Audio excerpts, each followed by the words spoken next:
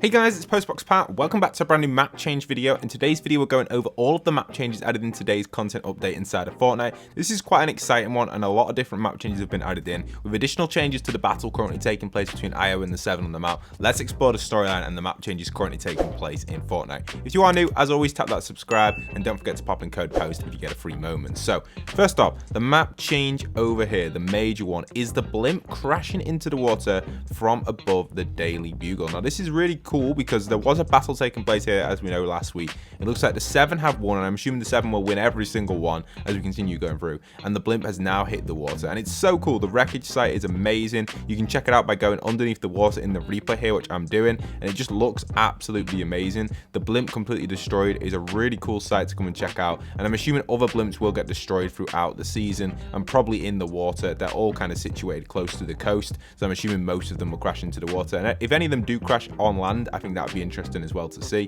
But so far, my prediction is most of them will go into the water. But it's kind of cool. You can come over here. There isn't any loot, sadly, and you can't actually get inside this blimp. It's just a solid object, so there's no like inside path really inside of here. I've looked around and I couldn't find anywhere to get in it properly. You can go in from underneath here, but in reality, you don't really get much from going in here. You kind of just get stuck. So there isn't actually any structures inside of it. It's completely invisible, as you can see, but your player can't actually get in there. So you can only just walk around it, and there's no loot on it, sadly. It definitely feels smaller than it actually did in the air.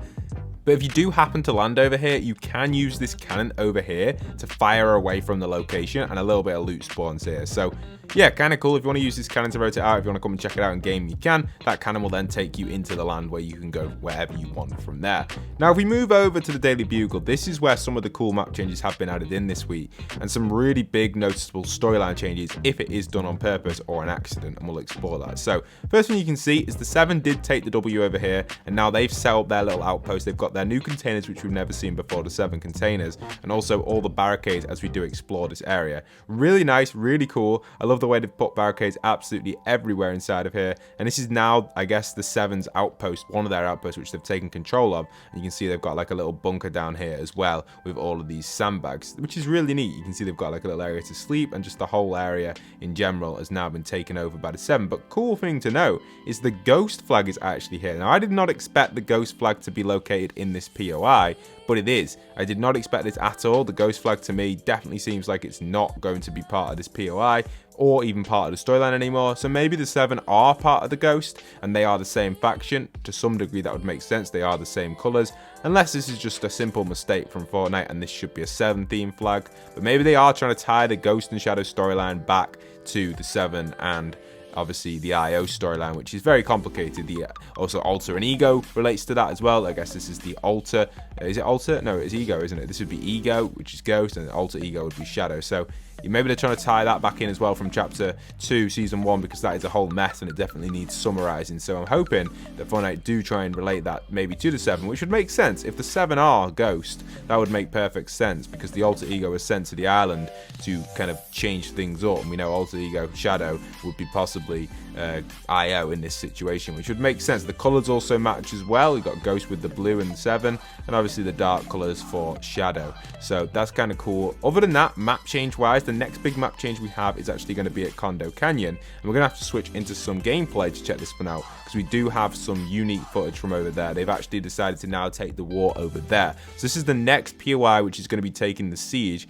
I have explored the map for other map changes. I haven't seen much yet. I don't think the rock people have moved this week. They're still in the same position from here. You can see they haven't actually additionally changed. The kid's still here, the mum's still here, and this guy's still rescuing the dog. Obviously, we've got this rock over here, which we explored last week as well. For those asking, this now has containers on. I don't know really what's cool about this rock, but it's just a random rock on an island, or a mountain, should I say. And yeah, it's just a cool rock. We'll definitely keep you guys covered on the rock as it changes. But the rock family are the ones we want to really do follow. They definitely look different than they did in the original Chapter 1.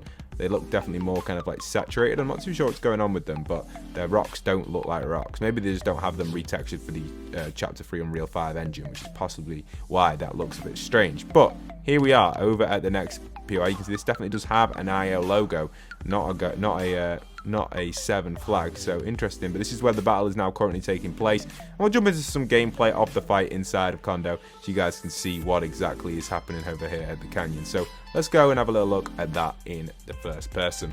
Alright, so jumping in over to Kondo, it's time to show you guys the battle which is taking place over here. So I'm using the new egg launcher which has been added in today's update. Also the jetpack has returned, which can be found around a few of the blimps, which is kind of cool. So egg launcher is in. You can also pick up some of the eggs on the ground as well to get a low gravity effect, which have been added in. But the egg launcher is probably the best addition in today's update weapon wise.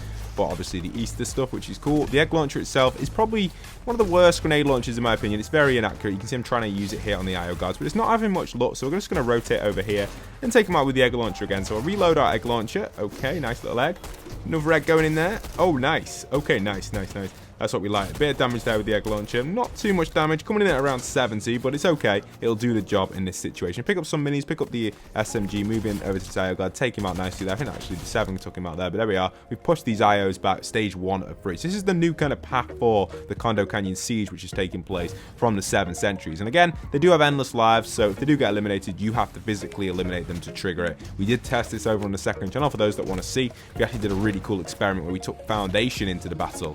So you can check that out on the second channel. It's a really interesting result. So check that out if you haven't already. It is over on the Buy Post channel. So that's kind of a cool experiment which we did for you guys. But you can see here, we're moving in here with the IO guards, and again, trying to take them out. I'm missing a few shots here with my I guess, harpoon, which isn't the end of the world. We are on stage 3 of 3 now, so we've pushed the IO right back to the edge of the road. And again, all you got to do is eliminate these nicely. You can just aim at them at range. Again, they do have good accuracy. If you do stand still, see how I'm moving? This is actually really bad. I just want to demonstrate this. If I do keep moving, you will get shot. So, for example, here, I'm going to run for this medkit and I'm going to move a lot. You see, as I begin to move, I get absolutely beamed. But if I stand still, they just don't hit you. Obviously, standing still online is probably not the best idea because you'll probably get sniped or hit by another opponent. But if you're on your own or you're on battle labs or you're just practicing against these, honestly, standing still, if you've got the opportunity to stand still, is the best against NPCs. I've mentioned this so many times, and you guys can trust me on this.